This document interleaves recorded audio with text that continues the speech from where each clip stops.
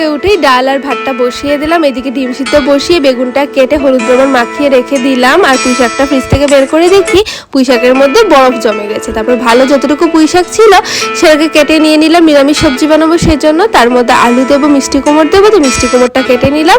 তারপর আলুটাকেও কেটে নিলাম ডুমো ডুমো করে। আর এইদিকে কিন্তু আলু ভাজা করব, তো আলু ভাজার জন্য ছোট ছোট করে আলুটাকেও কেটে নিলাম। তারপর কড়ার মধ্যে কিন্তু কালো জিরা শুকনো লঙ্কা ফোড়ন দিয়ে দিলাম, আর তার মধ্যে কেটে রাখা যে সবজিটা ছিল সেটা দিয়ে একটু হলুদ লবণ দিয়ে দিলাম। এই তরকারিটা অনেকটা সিম্পল হয়, বাট খেতে কিন্তু দারুণ হয়।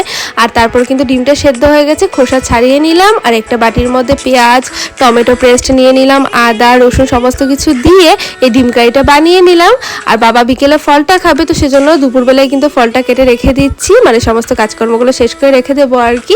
আর এইদিকে কিন্তু আমি ফল কাটতে কাটতে ঠাম্মাকে বাবাকে ভাতটাও দিয়ে দিয়েছি। তো চলো আজকের ব্লগটা এতটুকুই, দেখা হচ্ছে নতুন একটা মিনি ব্লগে। বা